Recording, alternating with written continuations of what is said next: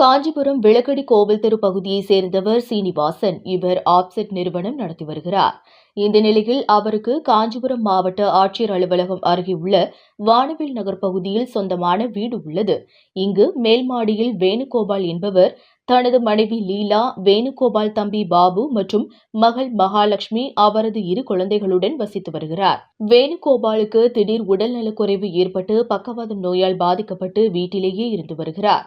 முறையாக பாபு வாடகை செலுத்தாததால் இவரை குடியிருப்பில் இருந்து காலி செய்ய வீட்டு உரிமையாளர் சீனிவாசன் தெரிவித்துள்ளார். இதனிடையில் பாபு வழக்கறிஞர் உதவியுடன் வீட்டின் உரிமையாளரிடம் பேசி கால அவகாசம் வாங்கிய நிலையில் கடந்த 6 மாத காலமாக வாடகை செலுத்தவில்லை.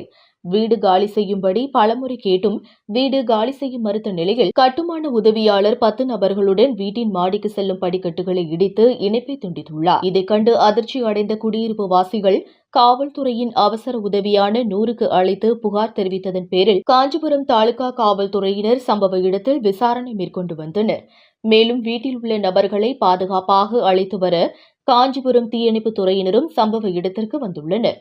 வீட்டை விட்டு வெளியேற குடும்பத்தினர் மறுத்து வருவதால் காவல்துறையினரிடம் பேச்சுவார்த்தை நடைபெற்று வந்தது. இதுகுறித்து குடியிருப்பு வாசிகள் கூறுகையில், பக்கவாதம் நோயால் பாதிக்கப்பட்டுள்ள நோயாளியை கவனிக்க அதிக செலவழித்த நிலையில் விரைவாக தந்துவிடுவதாக கூறிய நிலையில் இதுபோன்ற அராஜக செயலில் ஈடுபட்டு தற்போது குடிநீர் கூட குடிக்க இயலாத நிலையில் வீட்டில் முடங்கி கிடப்பதாகவும், பள்ளி செல்லும் மாணவர்கள் கூட பள்ளிக்கு செல்லாமல் காத்துக் கொண்டிருக்கும் நிலை ஏற்பட்டுள்ளது என தெரிவித்தார். காஞ்சிபுரத்திலிருந்து ரிப்போர்ட்டர் தினேஷ்.